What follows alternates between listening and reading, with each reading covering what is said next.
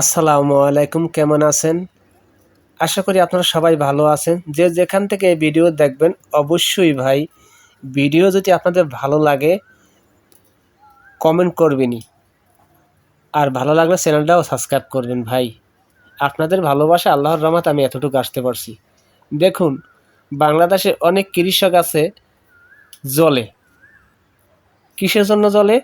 দেখেন, যারা ফসল ভালো মতো ফলাইতে পারে না, চাষ করতে পারে না, ভালো জাত নিতে পারে না, এই জন্য ভাই দোষী করে আমারে বলে, অনেকেই ফোন করে বলে, ভাই আপনি এত সুন্দর ফলন কিভাবে ফলান? ভাই, ফলন দেওয়ার মালিক তো আল্লাহ, কিন্তু চেষ্টা তো করতে হবে। চেষ্টা না করলে কখনোই আপনার কেষ্টতা পাবেন না। ঠিক আছে? তো অনেক কৃষক আছে জলে, এই কারণেই ভাই ভিডিওটা করলাম। এই ভিডিও আমি করতে চাইছিলাম না, তারপর আমি অনেক দুঃখের সহিত করতেছি। এই কারণে দেখুন, আপনি যদি বাড়ির লতিরাজ এক জাত চাষ করেন তাহলে কখনোই পিছন ফিরে তাকাইতে হবে না, কখনো প্রতারণার হাতে পড়বেন না। কারণ প্রতারণার হাতে কখন পড়বেন? যখন আপনি ভালো জাত দেওয়ার কথা কইয়া খারাপ জাত দেবে আপনারে।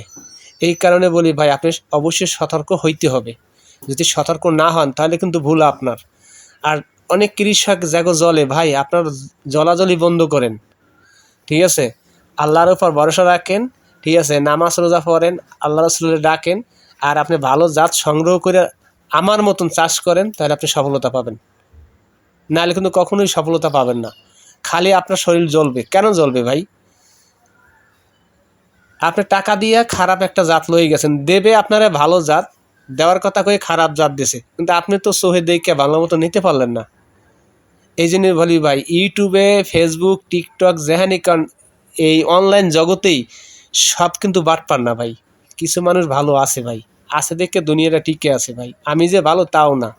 আমি বলছি আপনাদের এই কারণে যে আপনারা অবশ্যই চোখে দেখা যদি আপনারা জিনিস সংগ্রহ করতে পারেন তো কখনো আপনারা ঠকবেন না। দেখেন, আমি কিন্তু সবসময় সব ভিডিওতে আমি এরকম টিলা দেখাই দিই। কিসের কারণে? হ্যাঁ, আমি দেখেন ভিতরে যেহেতু পানি, এই কারণে আমি নামতে পারি না, সেদিন দুঃখিত। দেখেন, আমি আবার এই টিলা দেখে আপনারা আবার যদি গাছ সংগ্রহ করেন তাহলেও কিন্তু ঠকবেন। যারা না চিনেন ভাই, যারা চিনেও নিতে পারেন। দেখেন, যশোরের লতিরাজ, নাটোর যশোর লতিরাজ, যেটা আপনার ওয়ান বলে, যশোরের লতিরাজের, হ্যাঁ, তারপর নাটোর, তারপর আপনার পানিকুচু, যে জাতি বলেন না কেন, সব জাত এরকম ফলন ফলে না ভাই। দেখেন, আমার গাছে কিন্তু কোনো রোগ নাই, আপনি ভালো করে দেখেন। সব গাছ কিন্তু একবার কত সুন্দর কালার, দেখছেন, দেখার মতন। এই কারণে বলি ভাই, আপনারা যদি এই জাত সংগ্রহ করতে চান আর এই জাত নিতে চান, আমার সাথে যোগাযোগ করতে পারেন। আর যাদের জলে, তারা জলাজলি বন্ধ করবেন ভাই। দেখেন, আর একটা জিনিস আমি উপরমুই এই ক্যামেরা দিয়া দেখাইলাম, এই করে দেখেন, ছাওয়া জায়গায় কখনো গাছ লাগাইবেন না। যদি বলেছেন ভাই আপনি লাগাইছেন, কিন্তু ভাই আমি তো জায়গা পাইনি দেখে রুইছি। আপনার যাদের জায়গা আছে, ঠিক আছে, তারা কখনো ছাওয়া জায়গায় গাছ লাগাইবেন না। দেখেন, ছাওয়া জায়গার গাছ কিন্তু লম্বা হবে, ঠিক আছে, আর লতিটা ফলনটা হয় কম। আর যত রৌদ্র হবে তত ফলনটা ভালো হবে, প্লাস গাছও আপনার লম্বা হবে না। ঠিক আছে? দেখেন, এদিকে কিন্তু আমি দেখামো ঘুরাইয়া যে আপনাদের কিভাবে রৌদ্র জায়গায় গাছ খাটো থাকে। দেন ওই গাছ কিন্তু অনেক বড়।